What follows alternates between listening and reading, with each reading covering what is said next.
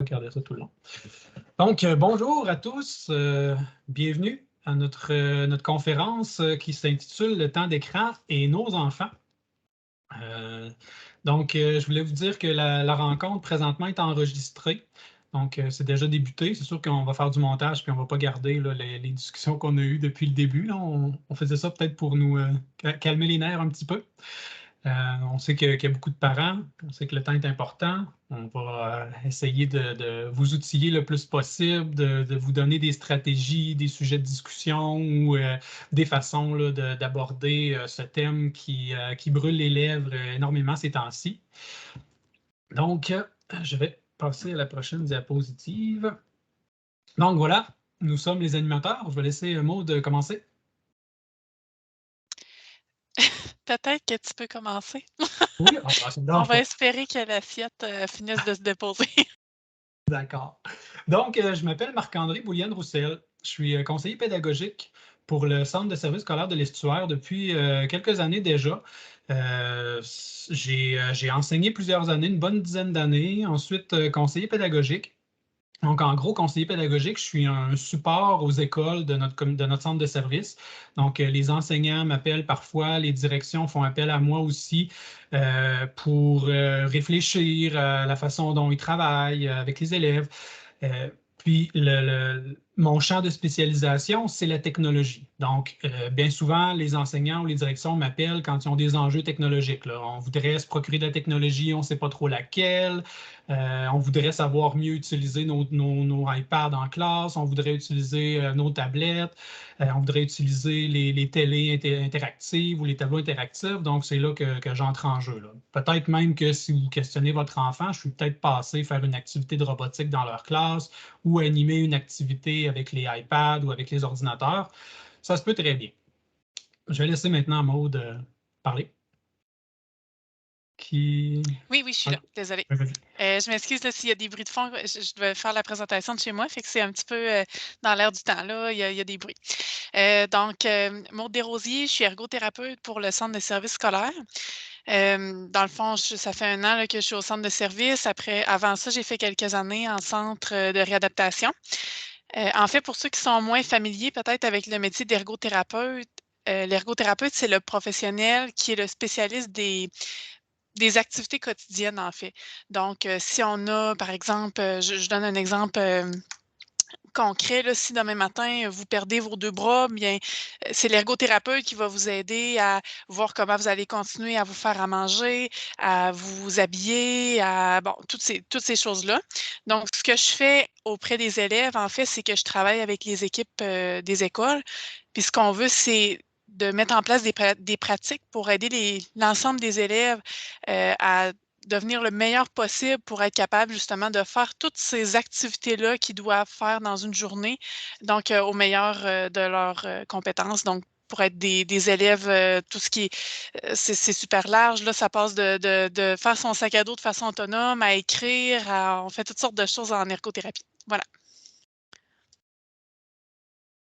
Parfait. Donc, je vais vous présenter le plan de la rencontre. Donc, on va commencer par un petit sondage pour vous connaître un peu vos habitudes en termes de temps d'écran.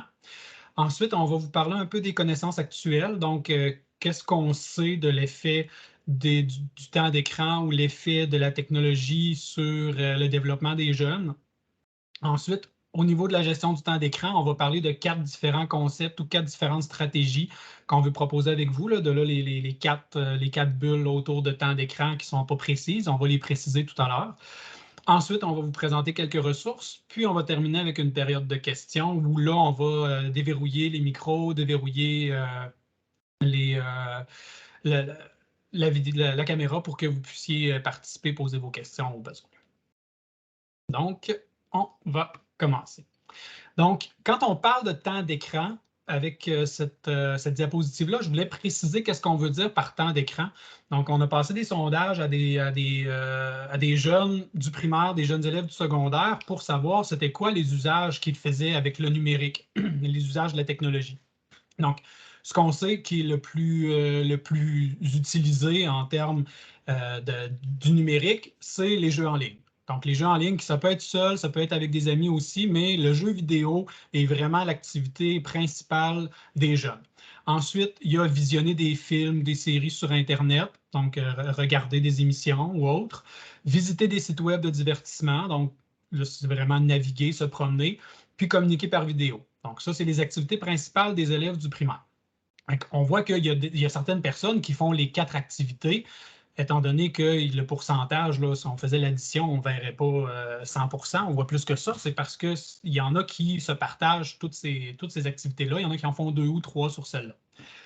Quand on se concentre un peu sur le secondaire, on voit qu'il y a il y a quand même les mêmes activités. Les 4 premières sont les mêmes, mais il se rajoute l'utilisation des réseaux sociaux. Parce que les réseaux sociaux, normalement, ne sont pas utilisés par les personnes de moins de 13 ans. La plupart des sites de réseaux sociaux ont dans leur politique de demander aux personnes d'avoir minimalement 13 ans pour se joindre. Il y en a que c'est plus que ça.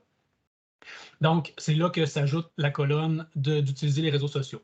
On voit qu'il y a une légère amélioration en termes, pas une légère augmentation du nombre de participants aux jeux en ligne, mais que les 3 autres sont vraiment plus importantes. Le visionner, aller sur des sites web, puis communiquer, puis utiliser les médias sociaux a pris une très grande place dès son entrée là, dans l'âge des jeunes secondaires.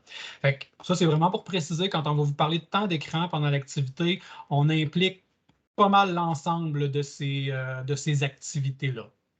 Donc, le jeu, le visionnement, les sites web, la communication et les réseaux sociaux quand on parle d'élèves du secondaire.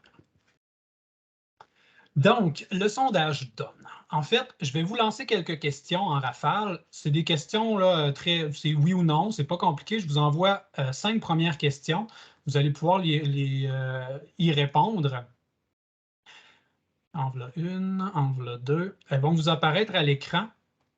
Ce que je vous suggère de faire, les voilà. Donc, je vais mettre l'écran ici. Vous avez le petit bouton sondage dans votre écran. Là. Fait qu'assurez-vous de cliquer sur le bouton sondage pour le voir apparaître sur le côté, puis vous devriez avoir accès aux 5 questions. Marc-André, comme nos questions apparaissent en plein milieu de l'écran, ton partage d'écran, il montre principalement à moi. Il faudrait que tu le décales. OK, oui. Je vais le mettre en grand écran. Donc, lorsque vous cliquez sur le bouton sondage, vous devriez avoir un onglet sondage qui s'ouvre sur votre écran, puis vous allez pouvoir répondre aux différentes questions. C'est oui, non, ou bon, moi, je vais aller regarder les résultats, puis je vais vous les montrer en même temps. Voilà. Donc, on voit qu'il y a des réponses. On a 9 réponses à la première question, 4 réponses à la deuxième. Donc, prenez le temps d'aller répondre à ces questions-là. Il faut vraiment appuyer aussi sur « Envoyer » ensuite. Là. Puis une fois que vous cliquez sur « Envoyer », vous pouvez même avoir accès vous-même à regarder les réponses des gens. Donc, on est à 17 pour la première question. Donc, ça se remplit bien, on dirait.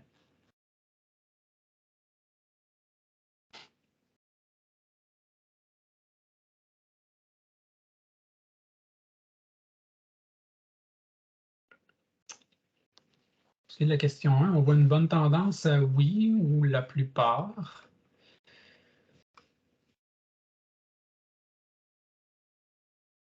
Il n'y a pas l'air d'avoir beaucoup de personnes qui n'ont aucune idée de ce qui se passe sur les appareils de leurs enfants.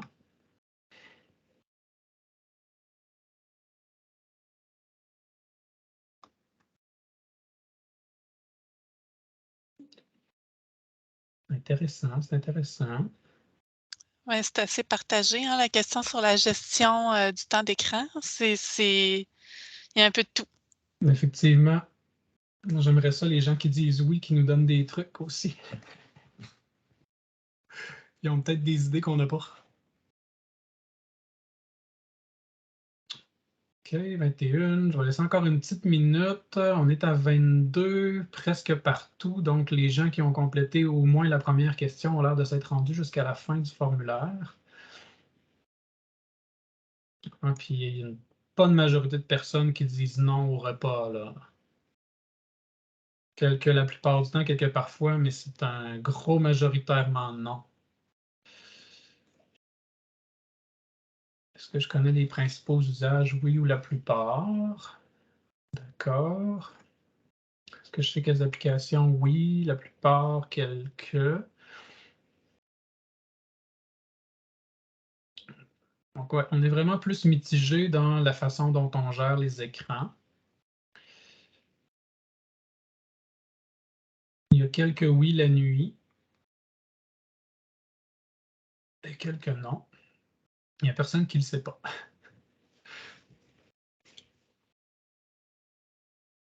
Moi, des fois, je ne le sais pas tout le temps.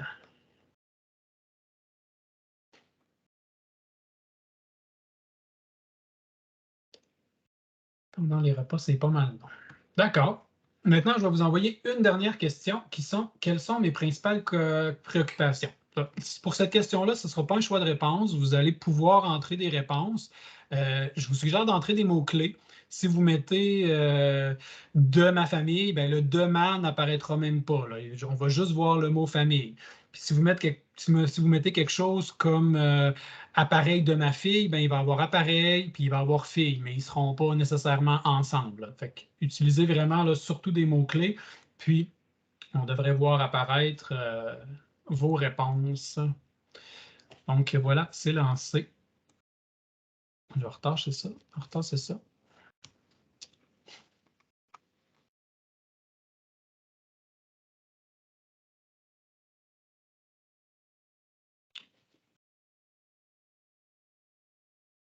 Vous pouvez entrer plusieurs réponses si vous voulez. Je vais voir dans le clavardage, il y a un message. Bon, ça a l'air d'être juste mes questions. C'est ça, ils sont dans le clavardage, mes questions. Oui. En plus. Fait que le temps passé sur les écrans, ça semble quand même revenir souvent. Ceux qui sont en plus gros sont ceux qui reviennent le plus souvent. Effectivement, je peux vous le montrer ici en gros. C'est qu'on voit temps, puis là on voit temps avec un T majuscule, temps avec un T minuscule. Sécurité, réseaux sociaux, qui préoccupe le plus des trucs.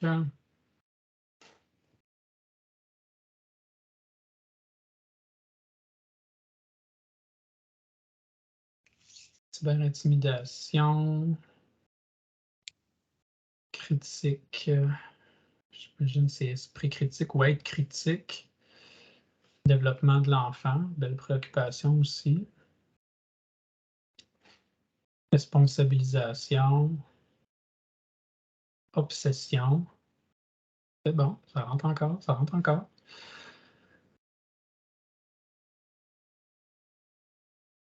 Puis il y a plusieurs choses là-dedans que je vois qu'on va quand même aborder, fait que ça va être intéressant. Ça devrait être intéressant, effectivement. C'est bon. OK. Fait que, on se retrouve avec une gang qui ont envie d'avoir des trucs. Certains en connaissent, sûrement qu'ils viennent en chercher encore plus.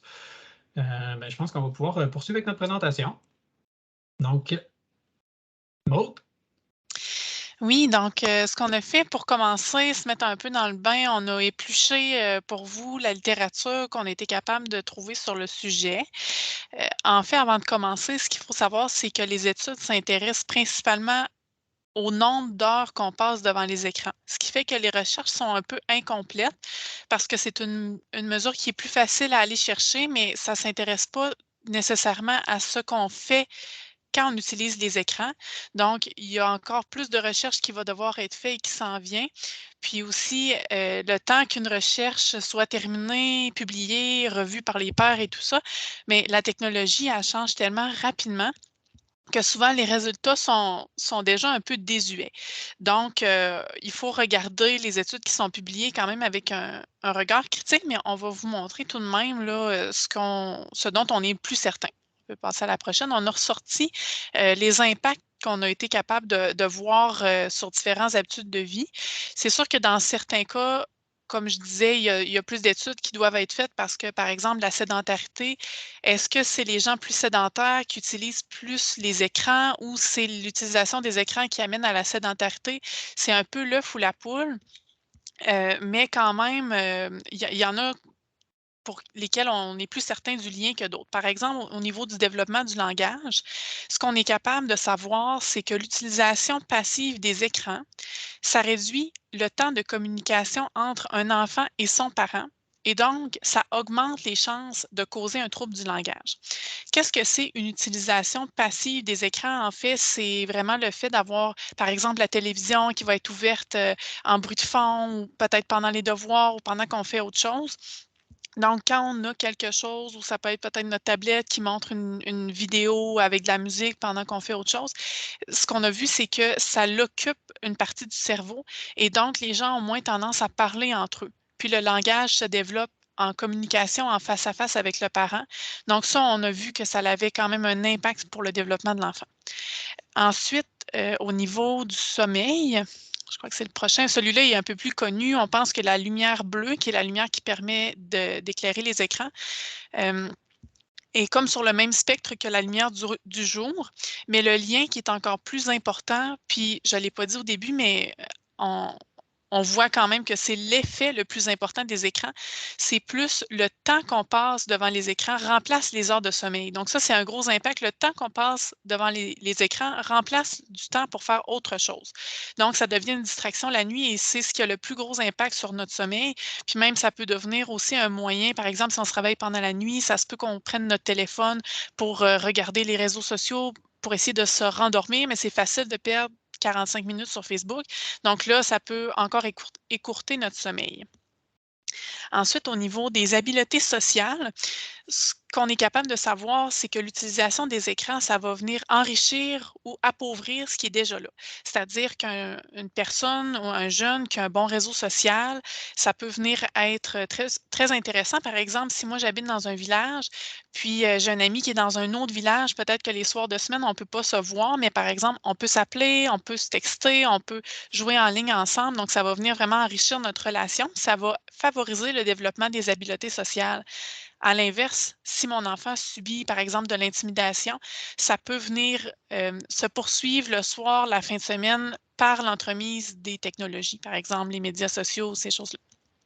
Aussi, quelque chose qui a un impact sur le développement des habiletés sociales, c'est quand les enfants et les adolescents sont exposés à du contenu qui n'est pas adapté à leur âge, avec du contenu de violence ou d'hypersexualisation ou du langage inapproprié.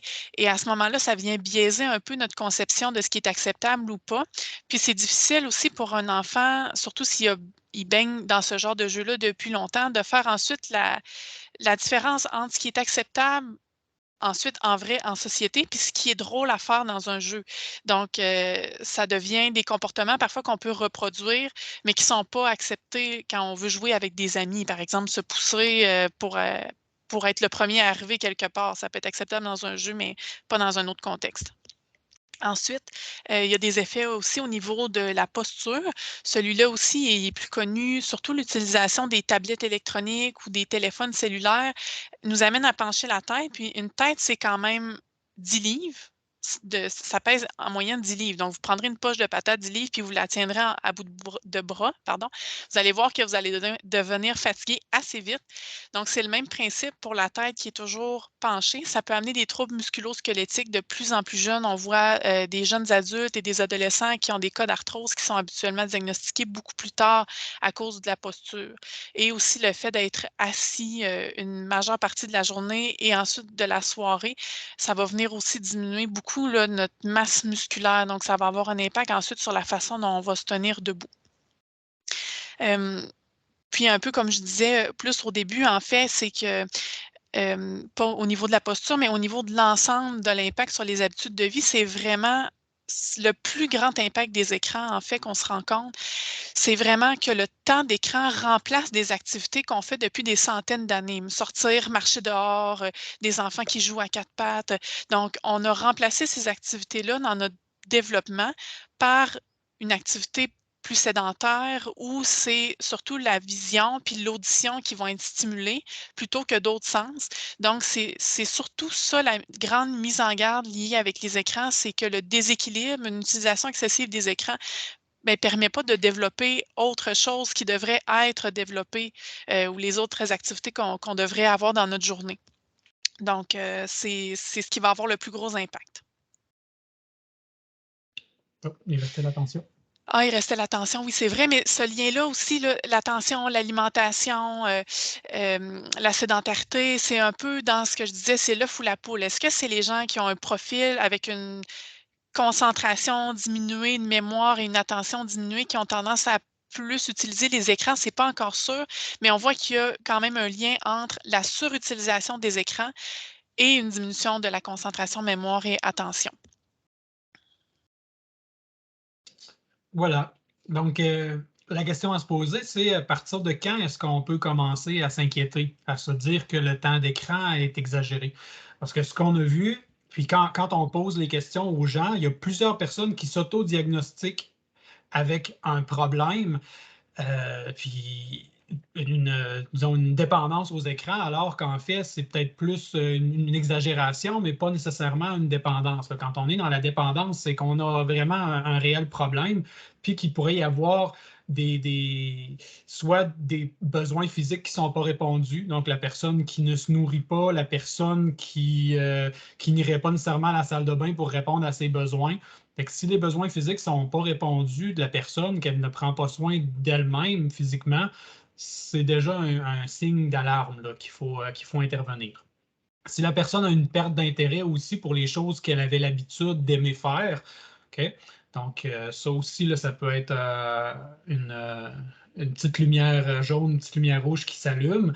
Si au niveau des relations, de la socialisation, l'enfant avait l'habitude d'avoir des amis qui venaient le chercher pour aller jouer dehors, puis qu'il se met à refuser pour jouer à son écran, puis que finalement, les gens finissent par même plus l'inviter parce que de toute façon, il va dire non, puis qu'il préfère faire autre chose, des invitations de sa famille pour jouer des jeux en famille, puis qu'il refuse.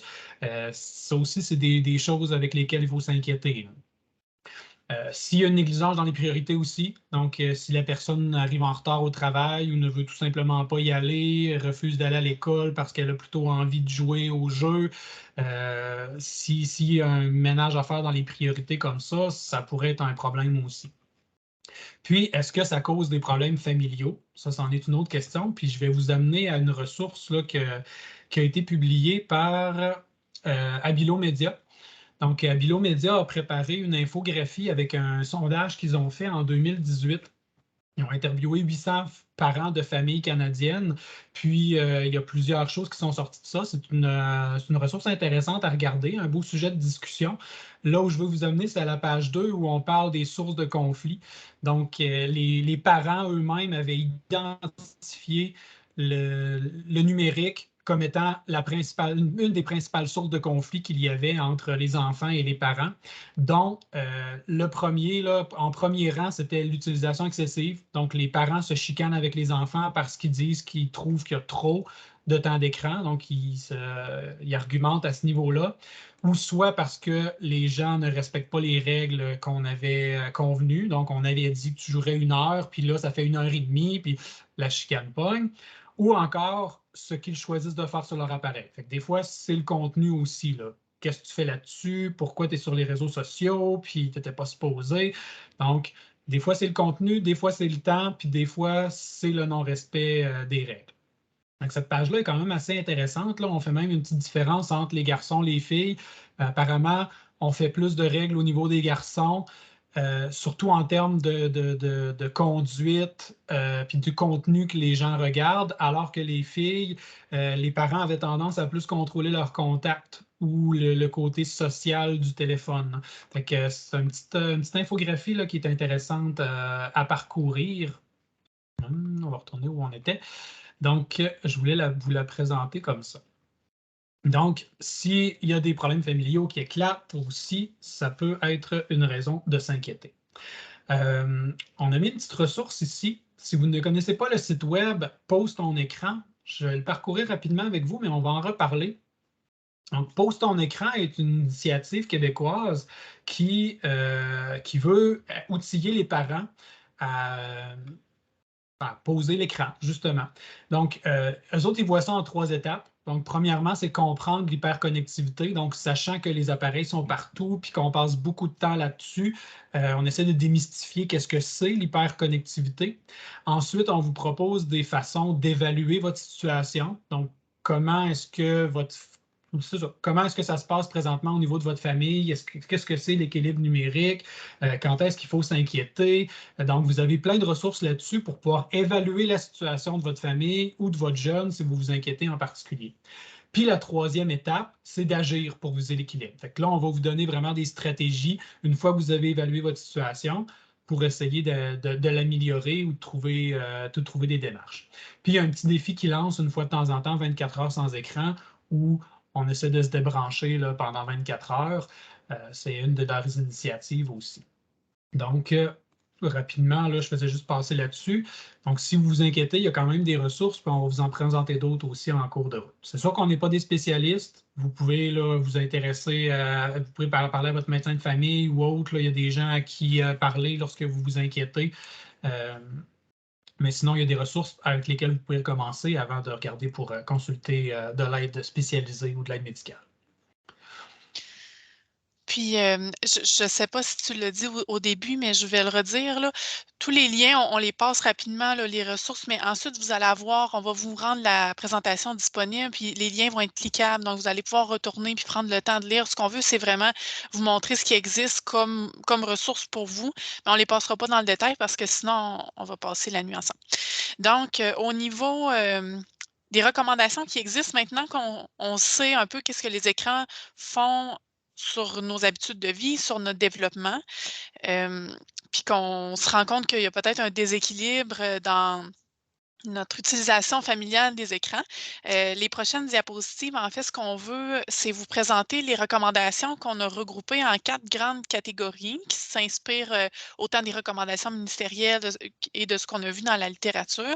Fait qu'on va les passer une à la fois plus en détail, puis on va vous partager des stratégies en lien avec chacune d'entre elles.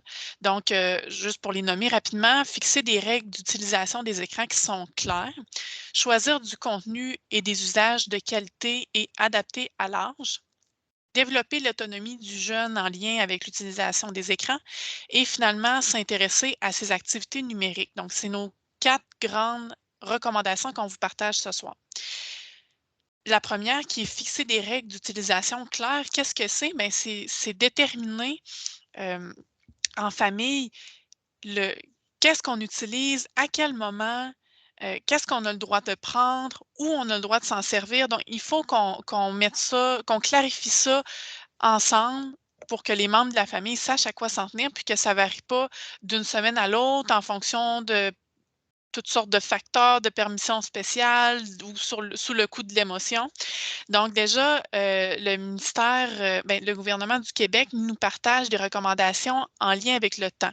Donc, c'est assez conservateur, vous allez voir, mais comme on se disait un peu plus tôt, en fait, c'est de laisser le plus de temps possible pour faire autre chose. Il faut que l'utilisation des écrans demeure un loisir parmi d'autres. C'est un passe-temps parmi d'autres. Donc, ils les ont regroupés en catégories d'âge, 5 ans et moins. En fait, un enfant de 5 ans et moins, en fait, dans la littérature, ce qu'on se rend compte, c'est qu'honnêtement, il n'y a pas grand-chose à retirer de l'utilisation des écrans parce que son développement cognitif ne lui permet pas vraiment d'en faire quelque chose de très, très poussé, là, de très. Donc, jusqu'à 2 ans, on suggère même de ne pas du tout exposer les enfants aux écrans, puisque de toute façon, on se rend compte, puis Marc-André, tu compléteras si j'ai bien compris, mais même s'ils voient les formes et les images, ils n'écoutent pas vraiment l'histoire, le développement cognitif n'est pas rendu à écouter une émission ou à faire un jeu. Ouais, Ça sera jamais. il y avait 2 exemples, moi, qui m'avaient marqué le plus dans la littérature. Le premier, ils ont fait une expérience avec des enfants. Ils les mettaient devant une télévision avec leurs parents. Puis la télévision donnait vers la salle juste à côté. Il y avait une caméra qui filmait la pièce à côté. Puis il y avait une intervenante qui était là, elle montrait le toutou à l'enfant, elle disait: Regarde le toutou, moi ce que je veux, c'est que tu trouves le toutou. Elle allait dans la pièce à côté, puis là, elle montrait le toutou, là, vraiment. Puis là, le parent disait: Hey, regarde le toutou, il est dans sa main. Puis là, la personne cachait le toutou en dessous d'une couverture dans la pièce. Puis là, après ça, on envoyait l'enfant dans la pièce, il ne trouvait pas. Il ne trouvait pas. Peu importe, on croyait que le jeune avait appris où il était, là, puis qu'il allait aller chercher directement. Non, ils ont fait l'expérience, puis ils se sont rendus compte qu'ils n'étaient pas capables de faire la transposition entre le 2D, le 3D. Il n'y avait pas de lien du tout, puis le jeune n'avait pas fait d'apprentissage par rapport à ce qu'il avait vu dans la télé. Là. Il n'avait pas appris ça. Donc, ils ont fait un petit peu de lien avec cette expérience-là pour voir qu'on n'en retirait pas nécessairement grand-chose.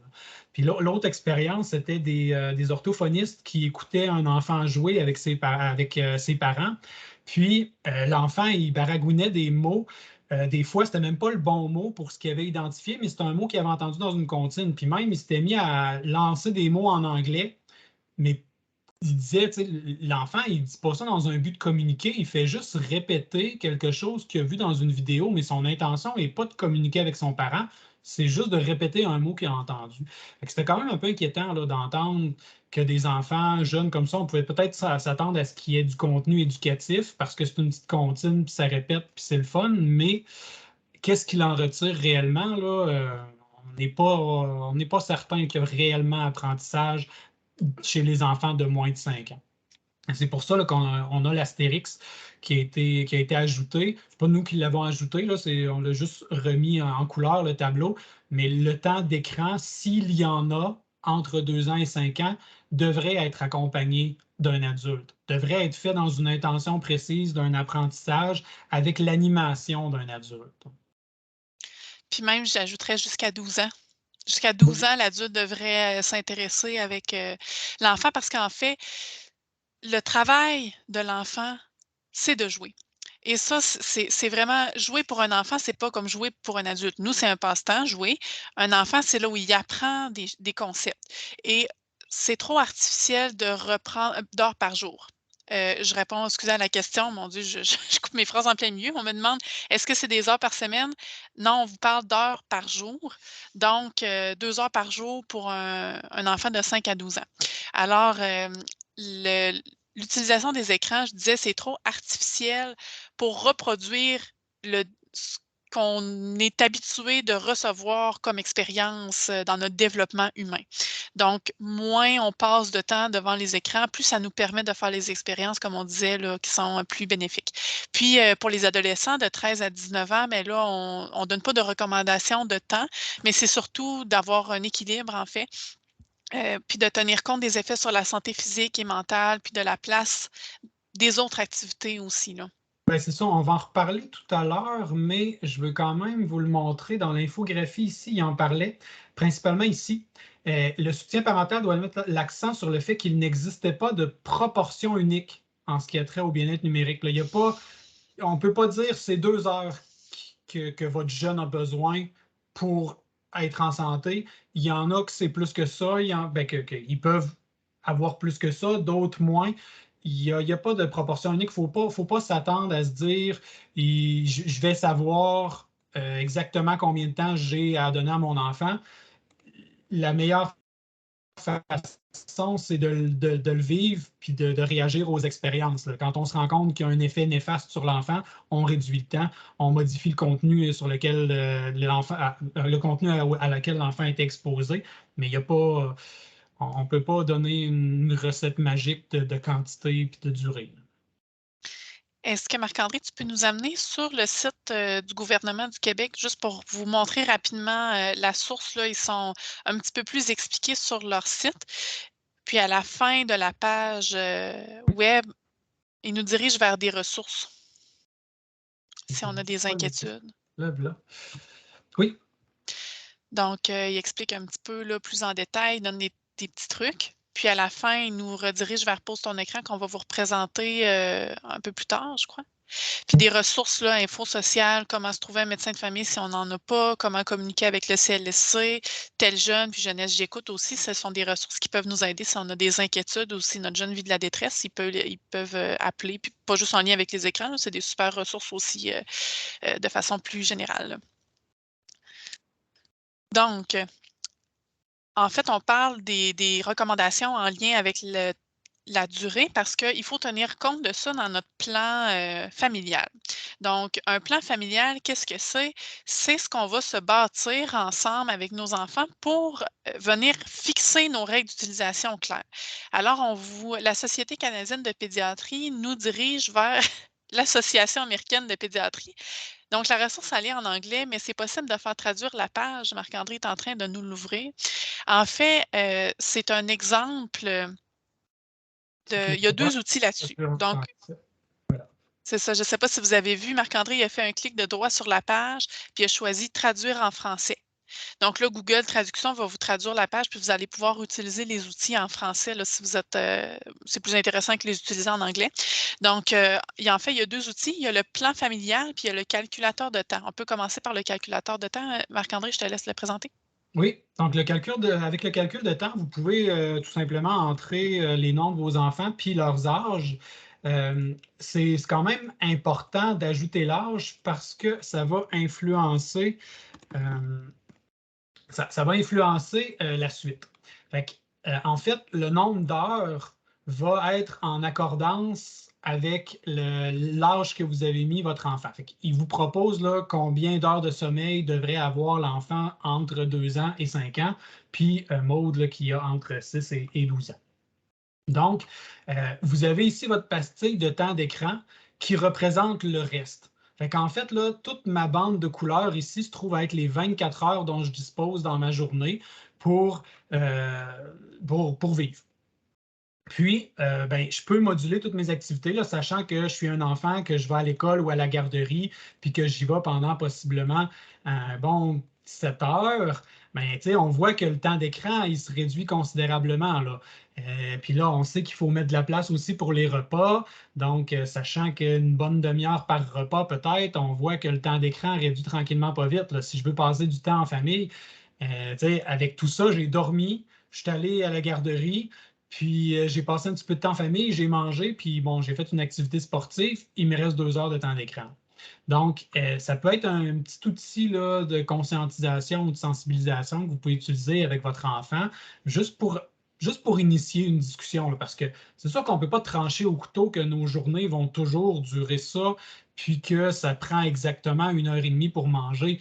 Mais c'est juste pour voir le temps d'écran qui disparaît en sachant qu'on laisse la place pour les activités principales de notre quotidien.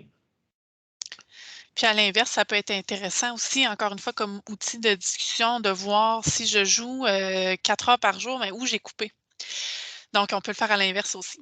Donc, si on revient à l'autre outil qui est le plan média D'habitude, c'est là qu'on familial. coupe, hein? Excuse-moi, Maude. Là. D'habitude, c'est là que le temps se coupe. Oui, c'est ça. D'où l'impact sur le sommeil. Fait que ça, c'est le premier outil. Deuxième outil, c'est le plan média familial. Donc, encore une fois, on peut mettre les noms de nos enfants avec leurs âges. Puis en fait, ce que ça nous permet de faire, cet outil-là, c'est que ça nous donne toutes sortes d'exemples. euh, Merci. Toutes sortes d'exemples de quelles pourraient être les règles chez moi. Donc, ça aborde une multitude de thèmes. Le but, c'est pas de mettre des règles partout. Ça va être en fonction de l'âge de votre enfant, de sa personnalité, de vos priorités. Mais c'est intéressant des fois de juste aller le voir rapidement puis regarder qu'est-ce qu'il propose, puis de se dire, mais peut-être que finalement, chez nous, c'est pas si clair. Est-ce qu'il y a des zones où c'est pas permis d'avoir un écran?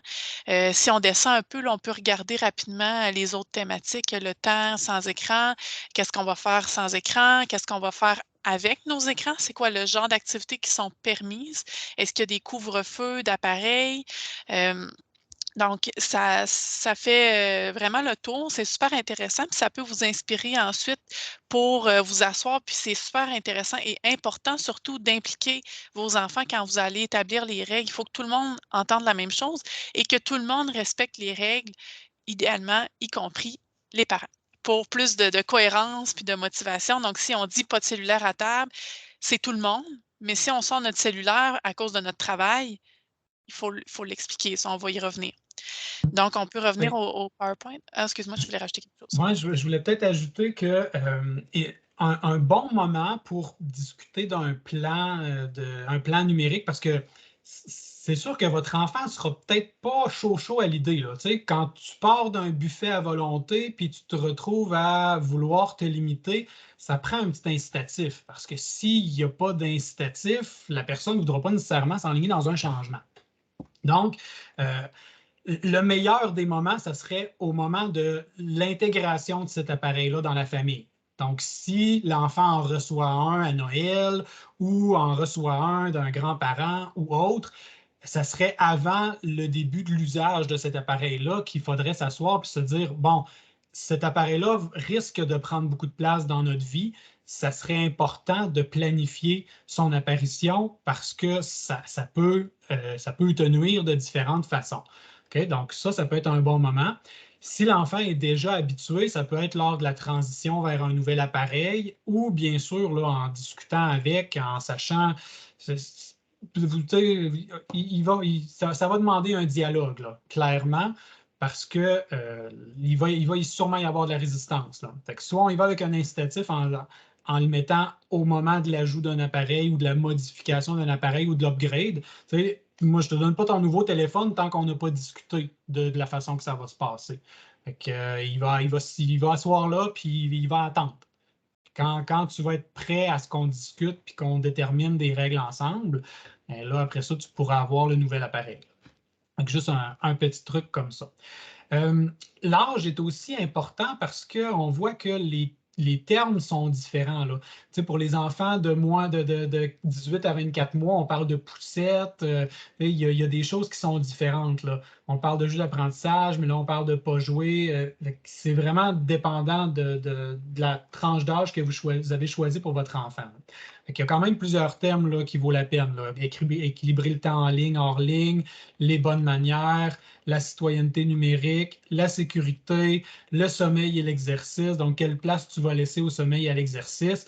Donc, ça pourrait être juste des sujets de discussion, des choses qu'il ne faudrait pas oublier de planifier lors de l'utilisation de tels appareils. Oui. Donc, en fait, d'autres stratégies là, pour vous aider à fixer des règles d'utilisation claires, bien, il faut aussi convenir de moments sans écran. Donc, des moments où on va se permettre de faire d'autres types d'activités. Peut-être qu'on va passer du temps en famille, peu importe, mais on doit les planifier.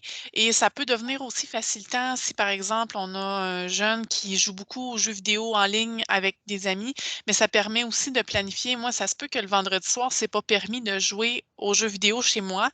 Donc, on ne planifiera pas la grande quête, tout le monde en équipe, puis moi, je vais la rater. On va la faire peut-être le samedi après-midi si c'est là que c'est permis. Ensuite, autre stratégie, aviser d'avance le moment de fermer. C'est super important.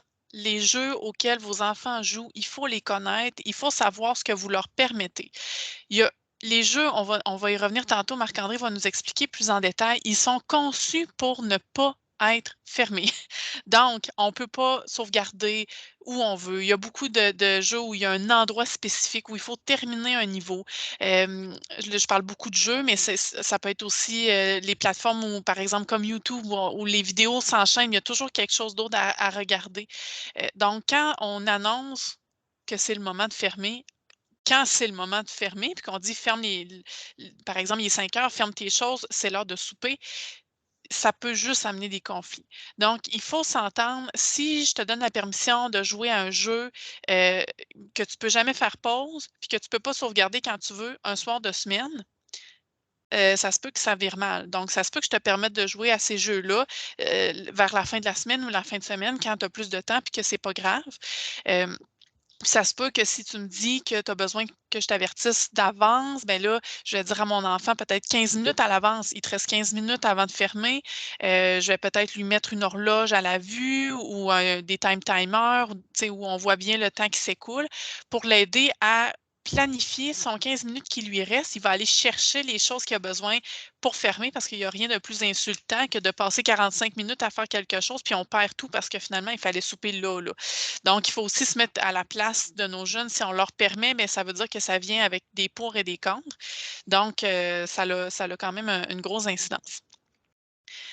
Je, je passerais peut-être à donner l'exemple parce que je trouve que l'autre s'explique bien avec les stratégies d'ensuite. Donc, donner l'exemple. Marc-André, peut-être tu voudrais l'expliquer un peu? Oui. Mais donner l'exemple, je voulais encore vous apporter à l'infographie. Dans la partie ici, là, des parents, on dit qu'il y a plus de parents qui sont d'accord que pas d'accord avec le fait qu'ils sont des mauvais modèles. Donc, il y a plusieurs parents qui se jugent eux-mêmes comme étant des mauvais modèles pour leurs enfants. Puis, je ne sais pas si vous avez déjà eu la discussion avec vos propres enfants, mais ils vous observent. Ils vous observent, puis ils savent le temps que vous y passez, puis ils s'en rendent compte des injustices aussi. Si vous n'avez pas eu la discussion, peut-être que votre jeune n'est pas nécessairement à l'aise à vous confronter, mais il le pense probablement. Une des raisons aussi pour le jeune, quand il vous voit sur vos appareils, c'est qu'il ne sait pas nécessairement ce qui se passe, puis de sa perspective à lui, vous faites probablement la même chose que lui, il ferait aussi. Bien, vous êtes peut-être en train de payer des factures, vous êtes peut-être en train de travailler, vous êtes peut-être en train de commander l'épicerie qui va être dans 2 jours, puis que vous allez aller chercher, puis qui va être prête. L'enfant ne sait pas.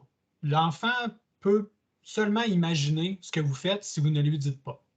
Donc, donner l'exemple, c'est vraiment un des points tournants là, des recommandations qu'on peut avoir. Donc, ça avait été dit justement là, dans c'est 36% des 800 parents là, qui se jugeaient eux-mêmes comme étant des mauvais modèles pour leurs enfants. Puis, on peut-tu revenir? Merci. Dernière stratégie pour vous aider à fixer des règles claires, bien, c'est aider l'enfant à s'occuper hors des périodes de jeu. Donc, si vous avez un jeune qui joue énormément, ça se peut qu'il y ait de la difficulté à se trouver d'autres loisirs, puis qu'ils viennent vous demander de l'occuper. Et donc, que vous perdiez un peu patience, puis peut-être que finalement, vous lui redonnez sa tablette, mais c'est pas ça que vous vouliez. Donc, on pourrait passer à la diapo d'ensuite parce que je trouve que ça l'explique bien comment on peut faire pour aider notre enfant à occuper les périodes sans écran. Mais d'abord, on peut exploiter les intérêts que votre jeune a, mais dans d'autres contextes. Par exemple, il peut peut-être écrire une histoire ou reproduire un scénario avec des amis à propos de son émission qu'il adore puis qu'il écoute. Ça peut être aussi d'explorer les autres intérêts de votre enfant. Ça veut dire peut-être qu'il faudra jouer avec lui pendant un temps, jouer à des jeux de société avec lui, puis ensuite l'amener graduellement à découvrir des activités qu'il peut faire pour s'occuper seul. Mais c'est sûr qu'il faut qu'on réfléchisse à de quelle façon je l'expose à différents loisirs pour qu'il sache quoi faire quand il n'a pas accès aux écrans. Ou est-ce que, là, je donne un exemple, là, je dis pas de pas faire ça, mais à sa fête puis à Noël, j'y achète toujours des nouveaux jeux, mais après ça, je lui permets pas de jouer. Bien, peut-être qu'il faut que ça peut être de l'inscrire à du parascolaire ou peu importe. On peut être très créatif, mais il faut s'assurer, si vous voulez qu'il fasse autre chose, bien, il faut l'exposer à autre chose pour l'aider à découvrir ses intérêts. Peut-être qu'il ne le sait même pas. Éviter d'utiliser le temps d'écran comme une punition. Ça va un peu dans le même sens que d'avoir des règles claires. On punirait pas nécessairement un jeune en lui disant: «Tu n'auras pas le droit de lire avant d'aller te coucher». Ça n'aurait pas de sens parce que c'est un loisir. Si le comportement qu'on veut, donner une conséquence a un lien avec l'utilisation des écrans, par exemple, je ne sais pas, il a volé votre carte de crédit, puis il a fait des achats en ligne sans vous demander la permission, mais là, ça a du sens de punir en lien avec l'utilisation des écrans.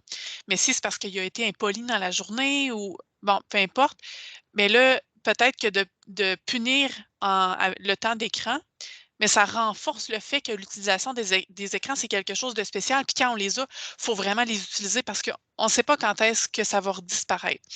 Donc, il faut, autant que possible, on est humain, là, mais autant que possible, on essaie d'éviter cette stratégie-là, d'utiliser les écrans comme une punition.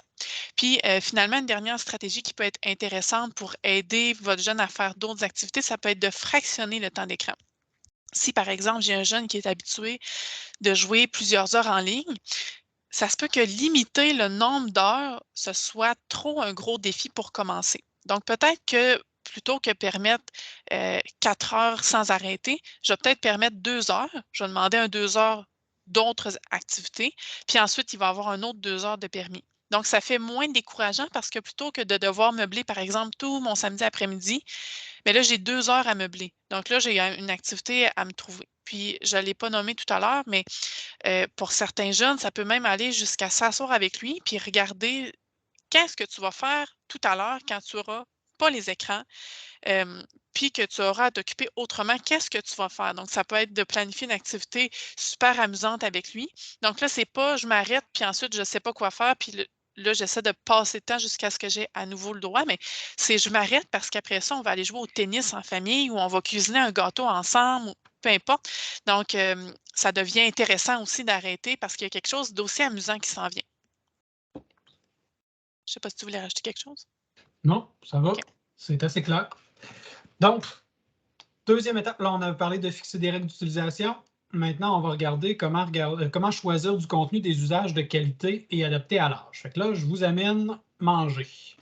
Parce qu'on va faire des liens un petit peu avec la nourriture parce que le temps d'écran, un peu comme Maud nous avait dit, on a des études sur la quantité de temps que les gens passent, mais au niveau de la qualité, c'est là qu'il faut s'intéresser le plus. Là. Parce qu'en fait, même en nourriture, c'est ça. Là. Les gens qui mangent pas bien, ils ont des effets sur leur santé. Les gens qui mangent bien, ben, ont des effets positifs sur leur santé. Ce qu'on parle de contenu qui n'est pas de qualité ou qui est de la malbouffe numérique, disons, c'est du contenu, c'est du contenu de qualité passive. Okay? Donc, c'est si les gens sont passifs devant l'écran, qui ne font que regarder, la plupart du temps, c'est du contenu qui est de moins bonne qualité. Si c'est uniquement du divertissement aussi, ce n'est pas nécessairement du contenu de qualité. Quand on parle aussi de la qualité de la langue, c'est aussi quelque chose qui est à travailler. On entend parfois là, des gens qui s'enregistrent, qui ont du langage grossier, ou j'entends mes garçons des fois avoir des expressions françaises parce qu'ils ont vu des YouTubers ou des streamers français. Puis, c'est ça, au niveau de la qualité de la langue, c'est à retravailler un petit peu. Puis, la qualité du contenu aussi là, qui est à étudier. Quand on parle de contenu de qualité, bien là, c'est lorsque les gens font un usage fonctionnel, donc c'est-à-dire que ça leur est utile pour leur vie, comme commander l'épicerie, répondre à des messages, commander en ligne, des choses qu'on a besoin, des nécessités, ou encore payer des factures.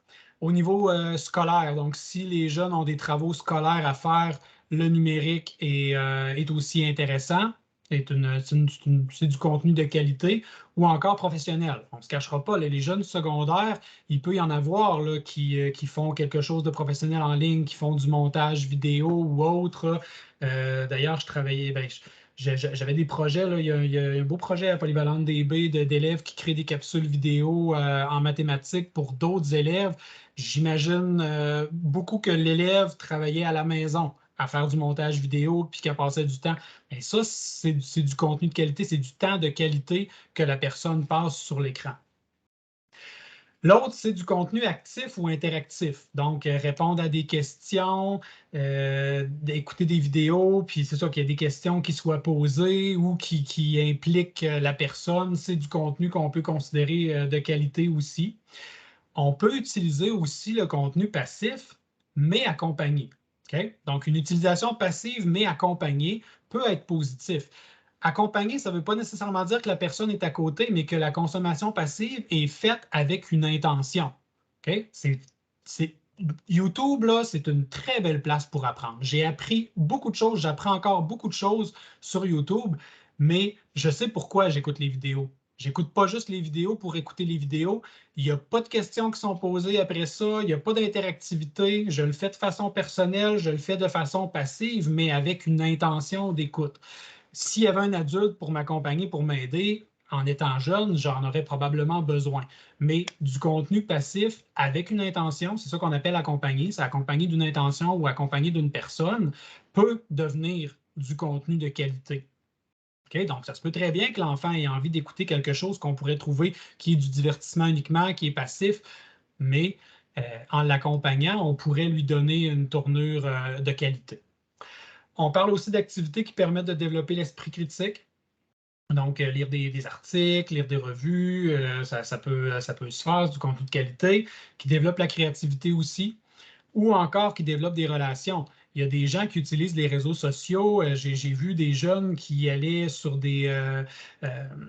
Pinterest, puis qui avaient une espèce de réseau de personnes pour tricoter, puis là, ils s'échangeaient des patrons, puis Mais ça, c'est du contenu numérique de qualité, là. La personne se développe en utilisant le numérique. Ça, je n'interdirais pas nécessairement ça, mais en contrepartie, c'est la malbouffe qu'on essaie d'éviter.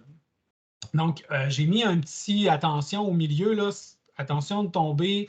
Il y a un petit piège, il y a plusieurs des applications ou autres qui pourraient vouloir avoir la mention éducatif, c'est ça l'étiquette ED, l'étiquette éducative. Le mot éducatif, là, on n'a pas besoin de payer pour mettre éducatif. Là. Maud donnait l'exemple, je pourrais mettre une étiquette éducative sur une banane, puis on pourrait penser qu'on est capable d'apprendre quelque chose avec ça. Là.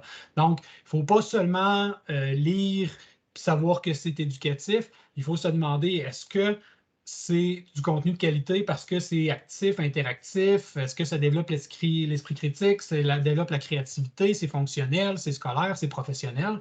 Donc, là, on penche vraiment la balance vers le contenu de qualité. L'enfant a quand même du temps d'écran, se sert du numérique, mais d'une façon qui permet d'affecter son développement de façon positive plutôt que négative. Oui, veux-tu ajouter quelque chose? Oui, je voulais ajouter quelque chose, à moins que t'étais-tu prêt à passer à la suivante? Je te Non, non, vas-y. OK. En lien avec le contenu adapté à l'âge, comme je l'ai dit au début, je le redis, c'est important quand vous laissez vos enfants, surtout quand ils sont jeunes, avant de jouer ou d'écouter quelque chose, d'avoir une idée de ce que c'est. Personnellement, j'écoute des petits bonhommes, puis je ne ferais pas écouter ça à un enfant. Je peux jouer à des jeux d'ordinateur qui ont une apparence de jeux pour enfants et pourtant qui sont très violents. Donc, il faut faire attention. Par exemple, les Simpsons, c'est pas une émission pour enfants. Là, le contenu, les blagues qu'il y a là-dedans sont peut-être pas facilement comprises par un enfant, mais c'est clairement une émission qui s'adresse aux adultes, même si c'est des dessins animés. Donc, il faut être vigilant aussi là, sur l'apparence des choses, là, des fois. Là. Même, on donnait comme exemple, on parlait des habiletés sociales un peu plus tôt. Moi, je circule dans les écoles, je suis surtout en contact avec les jeunes du préscolaire puis du premier cycle, dans la première, deuxième année. Puis il y a des jeunes qui m'abordent en me parlant des jeux auxquels ils ont joué à un moment dans leur vie. Des fois, il n'y a pas beaucoup de contexte. Puis, ils vont commencer à m'aborder en me racontant qu'ils ont réussi hier à trouver un fusil puis tuer 50 monstres. Puis, moi, c'est parce que là, je suis là, puis je suis une joueuse moi-même. Donc, des fois, je sais de quoi qu'ils me parlent. Puis je suis capable de, de dire, OK, tu as joué à, mettons, Fortnite. C'est bon. Là, je commence à jaser de ça. Mais des fois, c'est inapproprié pour un enfant de cet âge-là d'être autant en contact avec des jeux de fusil, puis de violence et des choses comme ça. Puis ça peut être approprié dans sa façon d'aborder les autres. Par exemple, un jeune qui se construit un fusil avec des Legos, puis qui le met sur la tempe d'une amie. Ça, c'est du vu là, que j'ai vu. Mais pour lui, il reproduit son jeu. Là. Il n'y a rien de grave à ça. Mais la petite fille, elle, elle qui ne joue pas, perturbée, là. Donc, il faut remettre en contexte puis s'assurer que ce à quoi jouent nos enfants, puis qu'ils comprennent bien aussi, tu sais, quand on parle d'accompagner, qu'ils comprennent bien que ça, c'est un jeu, mais c'est pas permis dans la vie, mais idéalement, de ne pas l'exposer même à ce genre de choses-là, c'est encore plus idéal, là, parce que la maturité du cerveau n'est pas là pour comprendre que c'est comme supposé être drôle, mais en même temps, c'est grave, là. Bref. Donc, c'est la petite parenthèse que je voulais faire. Excellent. Prochaine étape, on parle de développer l'autonomie. Oui, donc troisième recommandation. En fait, ce qu'il faut se rappeler, c'est parce que souvent, il y a plusieurs parents qui m'ont dit: «Mais moi, j'aimerais ça que mon enfant se rende compte ou que mon jeune se rende compte. Il me semble que ça fait longtemps que je joue. Il faudrait bien que j'arrête puis que j'aille faire autre chose». Mais c'est quand même une grosse commande à passer au cerveau. Je vous explique pourquoi. En fait, le développement de l'autonomie, puis d'être capable de s'arrêter dans une activité, ça relève de l'autocontrôle. Donc, l'autocontrôle, c'est une fonction cognitive qui se développe en même temps que le cerveau mature.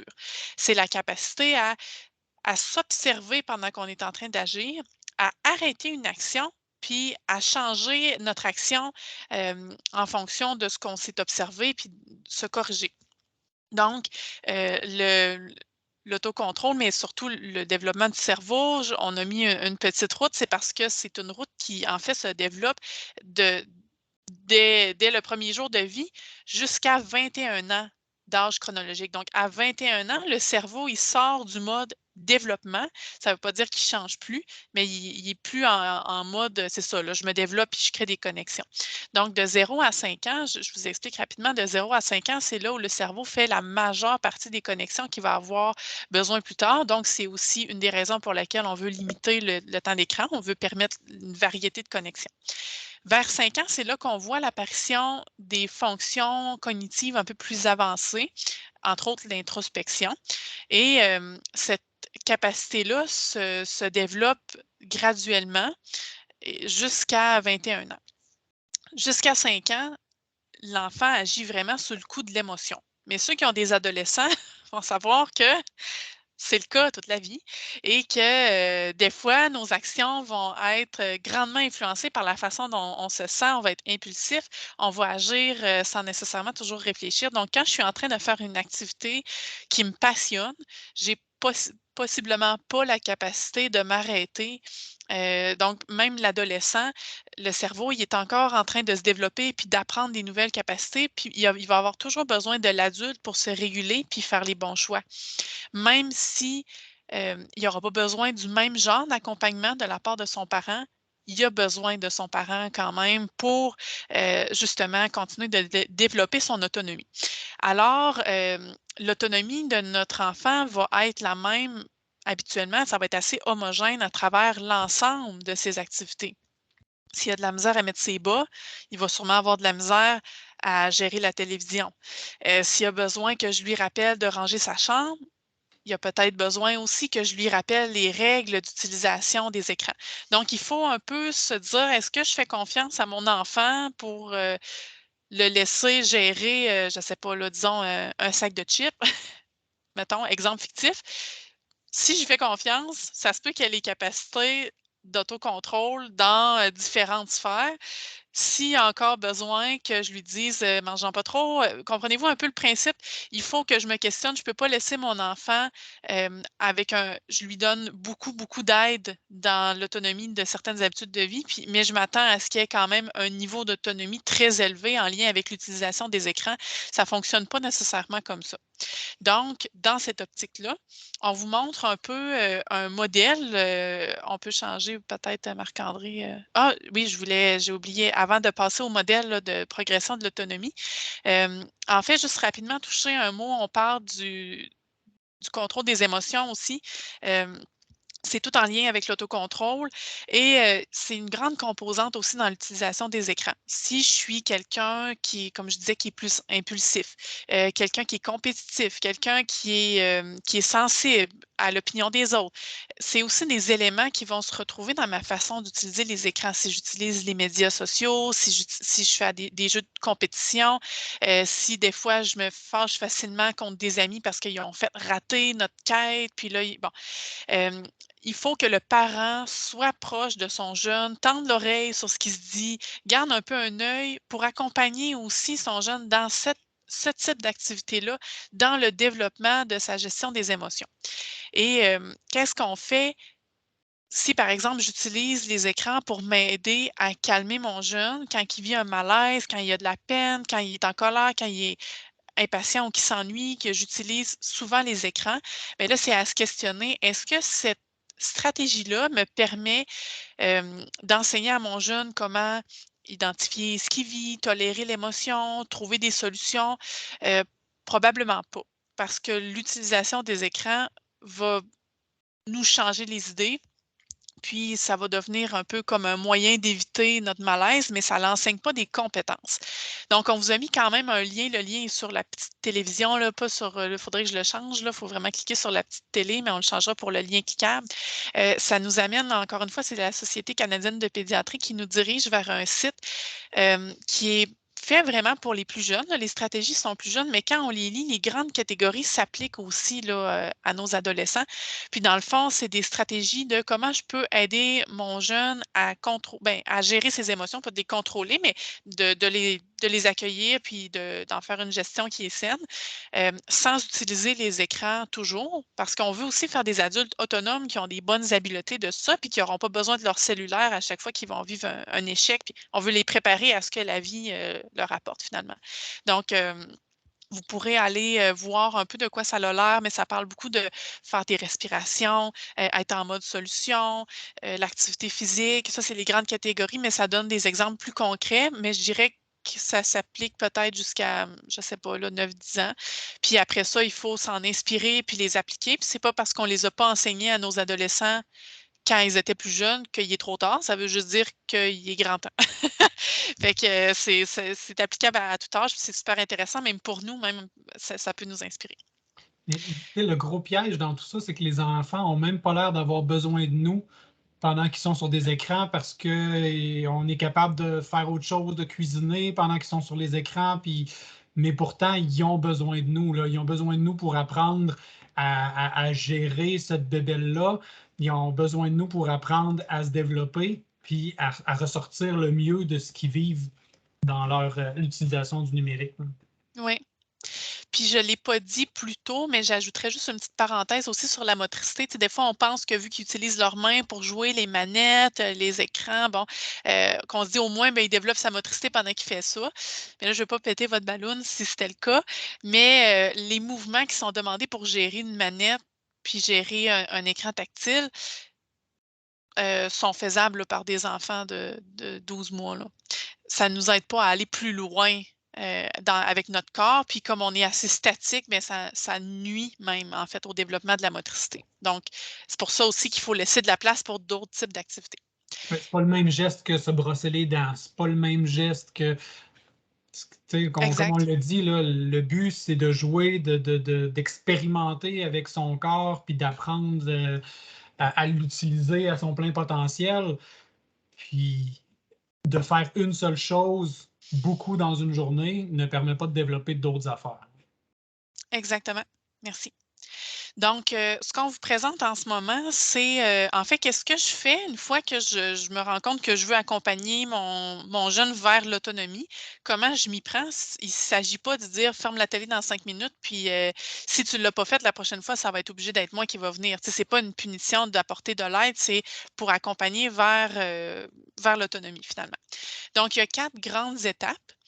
En fait, la première, qui est dans le orange clair, c'est je le fais et tu me regardes. Donc, moi, en tant qu'adulte, je suis le modèle et mon enfant m'observe, un peu comme Marc-André, tu nous disais tout à l'heure. Notre enfant, il est toujours en train de quand même d'analyser ce qu'on fait, d'observer. On est un modèle de qu'est-ce qu'on fait dans la vie en tant qu'adulte. Il nous observe pour grandir, là, finalement. Donc, veux-tu nous donner des exemples, Marc-André? Peut-être du genre, il reste 30 minutes avant que je commence à préparer le repas. Donc, 30 minutes, qu'est-ce que je peux faire avec ça? Je vais prendre mon téléphone, je vais aller regarder telle chose, je vais regarder telle vidéo que je n'avais pas vue tantôt parce que je voulais peut-être de déclarer votre intention, de déclarer aussi votre pourquoi. Là. J'ai 30 minutes de libre. OK? L'important, là, c'est qu'on laisse la place du numérique ou au moins des écrans comme les téléphones, tout ça comme étant quelque chose pour remplir les vides. En fait, ça ne devrait pas être l'activité principale. Ça devrait être quelque chose qui t'aide à patienter en attendant l'activité principale qui est celle de manger ou qui est celle de préparer le repas. Là. Sachant que je dois commencer à préparer le repas dans 30 minutes, qu'est-ce que je fais en attendant? Je pourrais lire, je pourrais. Donc, ça peut être juste de le décrire, d'expliquer à voix haute le pourquoi de notre réflexion, qu'est-ce qui se passe dans notre tête, parce que quand on décide de le prendre, nous, on le sait. Là. Moi, je vois là, que c'est dans 30 minutes, puis c'est pas long de prendre mon téléphone puis de faire une coupe d'affaires là-dessus.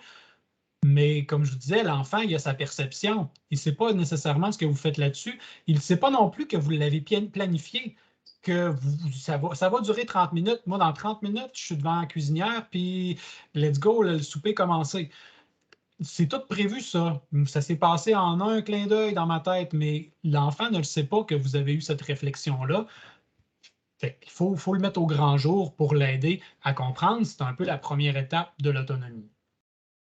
Oui, puis c'est bien de le faire, on le fait pas juste pendant une semaine, là. On le fait de temps en temps, même on peut le refaire, devant nos ados sans leur dire: «Écoute-moi, mais on peut juste leur faire pour rappeler que quel est le contexte, quelle est l'intention, parce que notre enfant grandit, sa compréhension grandit aussi, évolue, je devrais dire plutôt. Donc, il va rechercher des nouvelles informations là, à toutes les fois. Donc, une fois qu'on a été un modèle et qu'on est continuellement un modèle, deuxième étape, c'est on le fait ensemble. Donc, c'est l'adulte qui est dans la gestion de, justement, comme Marc-André disait, à quel moment on va utiliser des écrans, qu'est-ce qu'on va faire, quand est-ce qu'on va arrêter, où c'est permis, tout ça. Mais il implique son enfant avec lui en lui donnant des petites responsabilités. As-tu des exemples? Ben, ça pourrait être tout simplement que d'un peu le même genre d'exemple, mais là, on intègre l'enfant en disant Hey, on écoutait une série ensemble, tu te souviens? On avait défense d'entrée, on écoute ça un épisode, il me reste à peu près 30 minutes avant de commencer le repas. Viens, on va écouter l'émission, puis quand l'émission est finie, ben, on va aller ensemble préparer le repas, tu m'aideras à couper les légumes. Là. Et là, c'est pas juste je m'occupe de mon temps, on intègre l'enfant là, dans le choix puis dans la décision de ce qu'on fait du temps qui nous est disponible. Ensuite, quand on sent que l'enfant comprend les règles, on l'a impliqué, il est capable de poser certaines actions, il y a certaines responsabilités, on passe à l'étape d'ensuite. Tu le fais et je te regarde. Donc, il y a vraiment une période de supervision où il faut rester proche. C'est le jeune qui va faire sa planification, qui va choisir à quoi il va jouer, qui va faire l'activité, mais l'adulte, il est prêt pour s'assurer un peu de faire un rappel si c'est nécessaire, d'offrir de l'aide. Tu sais, je vois que, par exemple, ça fait quelques fois que je t'avertis ou peu importe là, que tu n'arrives pas à l'heure pour souper. Je pense qu'on va se mettre une stratégie en place. Veux-tu que je vienne t'avertir ou voudrais-tu te mettre une sonnerie? Tu sais, on peut proposer des choix comme ça fait moins un peu contrôlant, là. Donc là, c'est vraiment qu'on est dans une période de transition. Voulais-tu ajouter quelque chose? Tu as C'est pas clair? mal fait l'exemple là, en disant que le jeune lui-même décidait de se mettre un chrono ou d'avertir son parent, de dire Regarde, je vais jouer pendant 45 minutes, ensuite je vais faire mes devoirs. Tu veux-tu m'avertir quand ça va être l'heure ou je me mets une alarme, puis Oui, c'est ça, chez voilà. les ados, ça peut être qu'on va questionner, tu sais. Bon, je vois que tu es à l'ordinateur. Peux-tu me dire à quelle heure ou à quel moment tu as prévu de faire tes devoirs ou tu as prévu de faire tes tâches ménagères? Peu Puis importe ce qu'il y a C'est à un peu faire. aussi pour savoir, tu sais, ce qu'on vous disait tantôt, quand tu sais, de connaître le jeu auquel votre enfant joue, vous allez savoir est-ce que le jeu peut s'arrêter au moment où je vais le dire, ou j'ai besoin de lui dire 10 minutes d'avance, parce que, imaginons que votre enfant joue à Fortnite, mais sa game peut durer 45 secondes, puis elle peut durer 45 minutes, là. Fait que si vous dites à l'enfant de s'arrêter, si vous demandez à l'enfant, si vous savez que l'enfant est en train de jouer à Fortnite, plutôt, ben, vous pouvez l'avertir quand il va rester 20 minutes avant le repas. Si ta game finit, tu n'as pas le temps d'en commencer une nouvelle. Là. Finis cette game-là, quand elle va être finie, fais autre chose en attendant, mais tu ne peux pas te repartir une game parce que tu vas manquer le souper. Là. Donc, en sachant, en questionnant l'enfant pour savoir à quoi il joue, vous allez être capable de le prévenir au bon moment pour qu'il puisse s'arrêter puis venir participer à l'activité familiale sans la manquer puis sans qu'il y ait nécessairement de chicane. Puis finalement, eh bien, la dernière étape, c'est l'autonomie complète. Tu le fais seul. Ça va être peut-être chez les plus vieux ou ça peut être pour certains. On peut être à des endroits différents. Par exemple, avec le téléphone, on va être à un certain endroit dans l'utilisation puis l'autonomie. Mais avec la télévision, on n'a jamais de problème. Mon enfant connaît bien les règles d'utilisation, puis il les gère très bien tout seul depuis des années. Puis c'est bien correct. Puis peut-être que, un peu comme Marc-André, quand tu disais, peut-être que des fois, on va faire des changements d'appareil ou on va acheter un nouveau jeu ou peu importe. Ça se peut qu'on doive reculer un peu dans les étapes, redonner du support. Mais dans le fond, ce que ça veut surtout dire, c'est que c'est assez rare qu'on va laisser notre jeune, tu sais, de même, puis il faut lui montrer c'est quoi nos attentes, puis l'accompagner pour les utiliser là, selon ce qu'on s'est entendu. Mm. Puis ça peut être complexe et long comme processus, puis il faut le faire à plusieurs niveaux, là. Je vous ai mis quelques exemples ici là, de choses sur lesquelles il faudrait travailler, puis qu'il faudrait développer l'autonomie pour ces quatre facteurs-là, là, ces quatre différentes capacités-là. Comment planifier son temps d'écran? Il faut lui apprendre à le planifier, son temps d'écran. Combien de temps je veux y mettre? Qu'est-ce que je veux faire de mon temps d'écran avant de travailler, après? Est-ce que je le fais sur l'heure du dîner? Pourquoi je le fais sur l'heure du dîner? Donc, planifier son temps d'écran, il faut qu'il développe son autonomie pour ça. Il faut qu'il développe son autonomie aussi pour commencer son utilisation. Ça, je vous dirais que ça peut sembler facile, là. Nos enfants, on a rarement à leur dire « Bon, il faut que je t'allume la tablette, puis là, tu pèses là-dessus sur telle application, tu pèses sur commencer. » Ça va rapidement. Mais ce qu'on parle par commencer son utilisation, c'est mais où l'appareil devrait se trouver? Est-ce qu'il y a un code pour y accéder? Est-ce que je devrais demander la permission pour avoir l'appareil? Tout ça, il faut développer l'autonomie du jeune pour qu'il puisse commencer son temps de tablette. Il y a aussi s'arrêter. Comment qu'on va développer l'autonomie du jeune pour qu'il sache le bon moment pour s'arrêter? Parce que ça, je vous dirais que c'est la panacée. C'est ce qu'on recherche. Il n'y a pas un parent qui aime avoir le rôle de dire « OK, on arrête les écrans, tout le monde, c'est terminé. » L'intérêt, c'est que ça arrive tout seul. Mais ça aussi, ça se développe puis ça prend du temps. Regarde comment moi je fais pour arrêter. On va le faire ensemble, on sait qu'il faut s'arrêter. Essaie-toi, je vais te superviser. Puis ensuite, l'enfant devrait être capable de le faire seul. Puis, j'ai aussi mis s'occuper sans écran. Ça aussi, il faut développer leur autonomie. Au début, je vais te montrer qu'est-ce que je fais. Moi, quand j'arrête mon téléphone ou j'arrête de jouer, bien, c'est pourquoi. Je le dis avec intention. Ensuite, on le fait ensemble parce qu'on jouait ensemble, on s'arrête ensemble et on décide ensemble de ce qu'on va faire après notre temps d'écran. Puis on continue, on fait la boucle du cœur, on fait les 4 étapes, puis ensuite, on a développé l'autonomie. Mais il faut se dire que ça prend du temps, puis on ne peut pas toutes les faire en même temps. Il faut se concentrer sur un aspect. Si vous vous rendez compte que la problématique du jeune, c'est de s'occuper sans écran parce que chaque fois que vous la fermez, l'enfant, il ferme quand vous le faites. Quand vous lui demandez, OK, là, c'est le temps d'arrêter, il arrête. Mais là, il s'ennuie, il bourrasse, il se tanne, il pleurniche, il est tout le temps après vous parce qu'il ne sait pas quoi faire. Bien là, votre priorité, c'est que je vais lui apprendre l'autonomie de s'occuper sans un écran. Okay? Donc, il faut le penser vraiment, c'est multifactoriel, c'est plein de comportements à développer, l'autonomie. Donc, il faut s'attendre à faire les étapes du cœur plusieurs fois pour arriver à avoir des jeunes là, qui sont autonomes. C'est bon? Mais c'est possible. Oui, c'est possible. On va se laisser une note encourageante. On va vous montrer rapidement, parce que là, je vois le temps qui file, puis on veut se garder du temps pour les questions aussi. C'est juste 2 outils qui peuvent peut-être vous inspirer puis répondre à un besoin.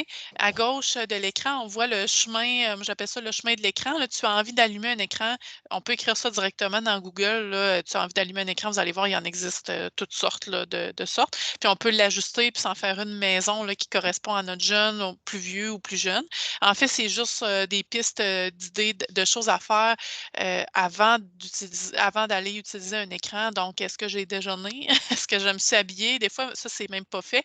Ou surtout aussi pour les enfants, des fois, qui font ça parce qu'ils savent pas trop quoi faire d'autre. Mais des fois, ça peut être intéressant de se rappeler, tu sais qu'un jour dans ta vie, tu as beaucoup aimé faire des Legos. Tu peux t'appeler un ami pour jouer dehors. Donc, on peut meubler aussi avec d'autres types d'activités. Puis, pour plus vieux, disons, en contrepartie, on peut se faire un tableau de je dois et je peux, donc les choses qui doivent être faites, puis ensuite la liste de choses que je peux faire. Donc, on s'entend que le temps d'écran ne devrait pas être dans les je dois, là, même si des fois les enfants disent je dois aller chercher ma récompense quotidienne ou je dois aller. En tout cas, donc, on a le je dois et le je peux. Donc, qu'est-ce qu'il faut qu'il soit fait avant? Ça peut être faire mon lit, vider la vaisselle, justement. C'est un peu le même genre, mais peut-être pour les plus vieux, là, ou juste plus simple là, que de faire celui de gauche. Et finalement, on parle de s'intéresser à ces activités numériques. OK?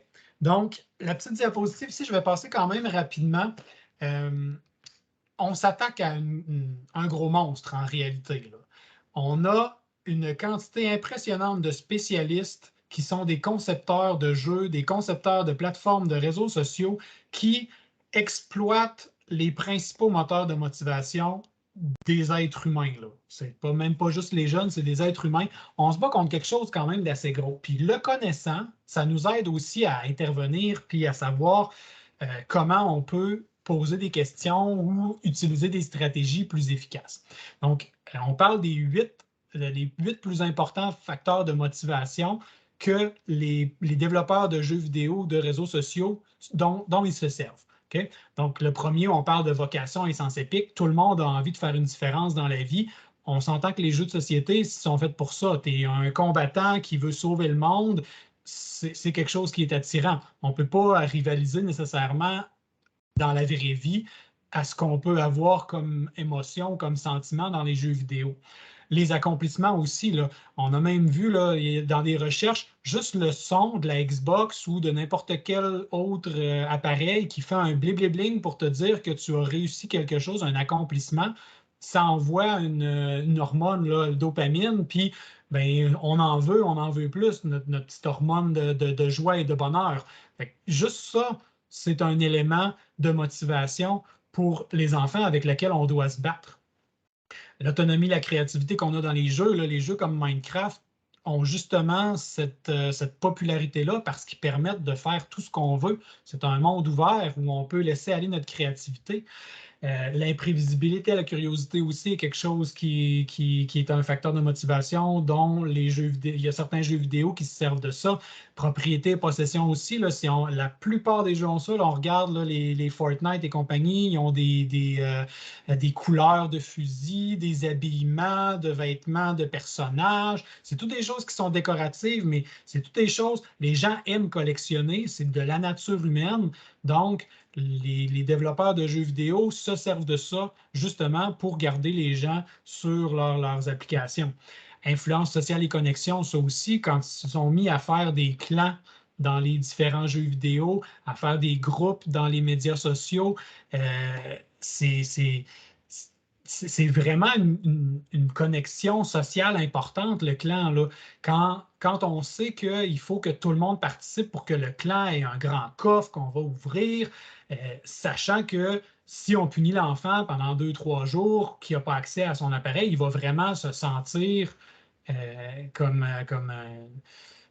un poids pour son clan. Il va peut-être même se faire bannir. Tu sais, le sachant, c'est ça qui nous fait comme un peu dire comment je vais intervenir, sachant que je me bats contre ça. Là.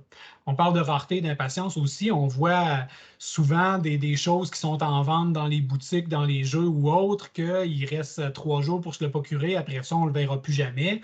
Ou encore, à l'inverse, au niveau de l'impatience, des fois, ils mettent quelque chose qui est acheté juste dans 4 jours, dans 5 jours. Puis là, le temps défile. Puis là, la personne, elle joue à tous les jours. Puis là, on voit que le temps baisse. Puis dès que ça devient disponible, oh, enfin! Puis là, la personne l'achète.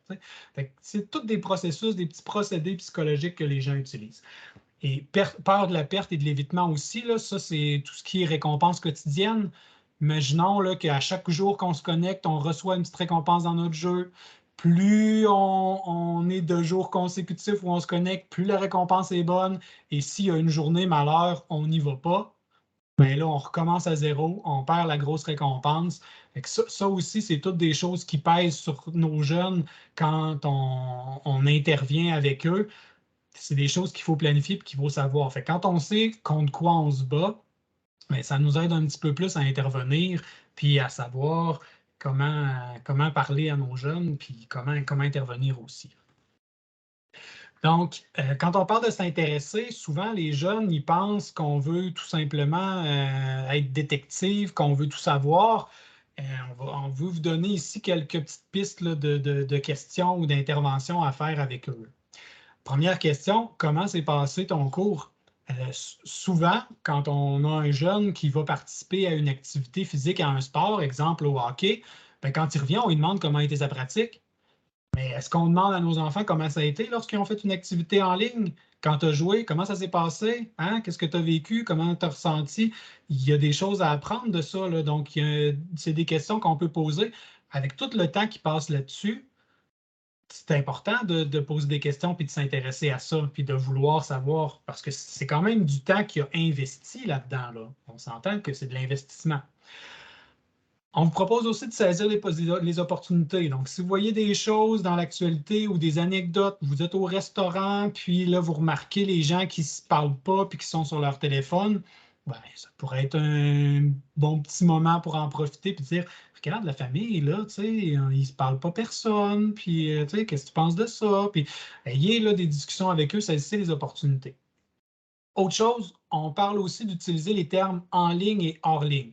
De ne pas utiliser virtuel ou réel parce que le temps que la personne passe en ligne, ben, c'est du vrai temps, là. C'est du vrai temps. Elle vit avec la plupart du temps des vraies personnes aussi à l'autre côté de l'écran, s'ils jouaient en ligne, s'ils interagissaient. Donc, il ne faut pas le faire voir comme si ce n'était pas quelque chose de réel.